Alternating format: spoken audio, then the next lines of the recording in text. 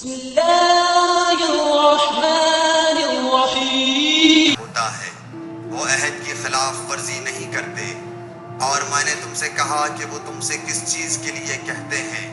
تم نے کہا کہ وہ ہمیں حکم دیتے ہیں کہ اللہ کی عبادت کرو، اس کے ساتھ کسی کو شریک نہ ٹھہراؤ، اور تمہیں بتوں کی پرستش سے روکتے ہیں، سچ بولنے اور پرہیزگاری کا حکم دیتے ہیں۔ لہٰذا اگر یہ باتیں جو تم کہہ رہے ہو سچ ہیں تو ان قریب وہ اس جگہ کا مالک ہو جائے گا کہ جہاں میرے یہ دونوں پاؤں ہیں۔ مجھے معلوم تھا کہ وہ پیغمبر آنے والا ہے، مگر مجھے یہ معلوم نہیں تھا کہ وہ تمہارے اندر ہوگا۔ اگر میں جانتا کہ اس تک پہنچ سکوں گا تو اس سے ملنے کے لیے ہر تکلیف گوارا کرتا۔ اگر میں اس کے پاس ہوتا تو اس کے پاؤں دھوتا۔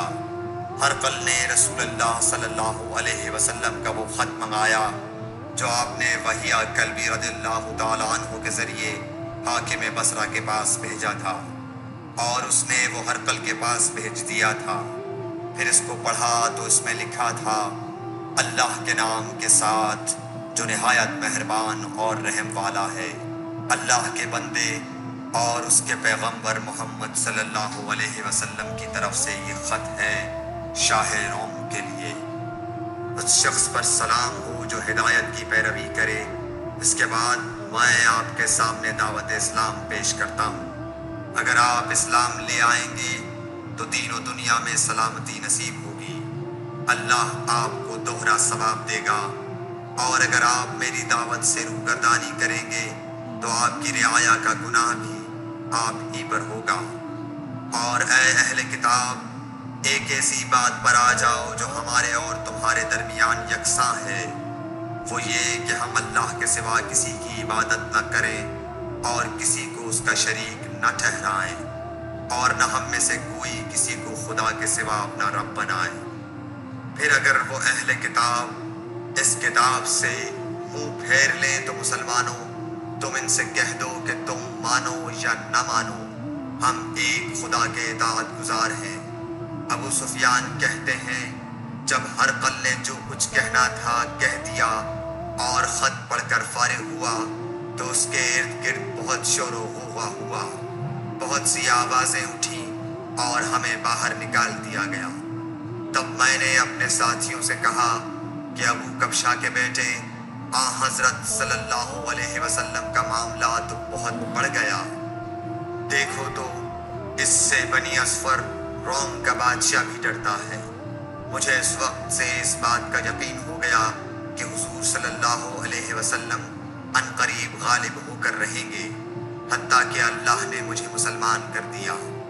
راوی کا بیان ہے کہ ابن ناطور ایلیا کا حاکم ہرقل کا مصاحب اور شام کے نصارہ کا لاٹ پادری بیان کرتا تھا کہ ہرقل جب ایلیا آیا ایک دن صبح کو پریشان اٹھا تو اس کے درباریوں نے دریافت کیا کہ آج ہم آپ کی حالت بدلی ہوئی پاتے ہیں، کیا وجہ ہے؟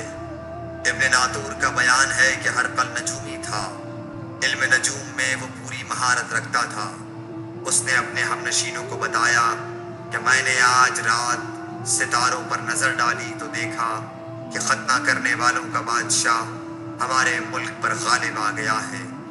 بھلا اس زمانے میں کون لوگ ختنہ کرتے ہیں؟ انہوں نے کہا کہ یہود کے سوا کوئی ختنہ نہیں کرتا، سو ان کی وجہ سے پریشان نہ ہوں۔ سلطنت کے تمام شہروں میں یہ حکم لکھ بھیجیے کہ وہاں جتنے یہودی ہوں سب قتل کر دیے جائیں۔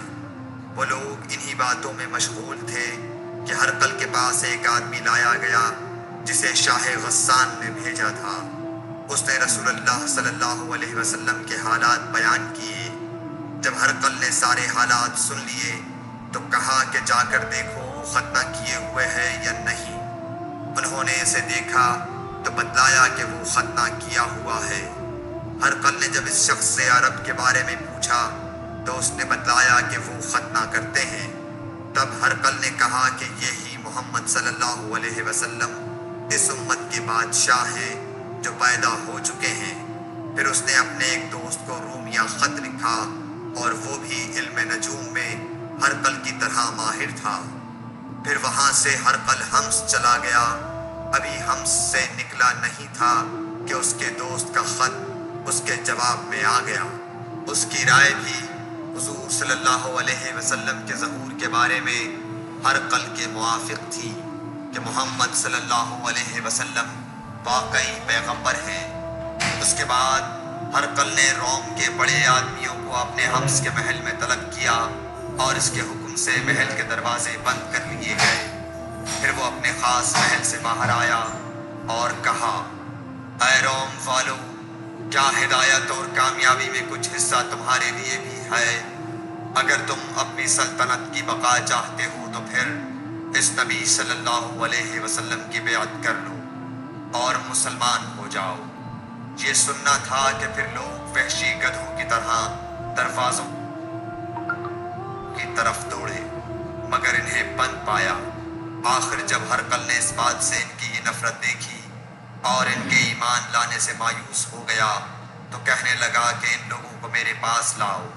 جب وہ دوبارہ آئے تو اس نے کہا، میں نے جو بات کہی تھی اس سے تمہاری دینی پختگی کی آزمائش مقصود تھی، سو وہ میں نے دیکھ لی۔ تب یہ بات سن کر وہ سب کے سب اس کے سامنے سجدے میں گر پڑے اور اس سے خوش ہو گئے۔ بالآخر ہرقل کی آخری حالت یہی رہی۔ صحیح بخاری حدیث number 7۔ For more videos, subscribe my channel and also hit the bell icon, please.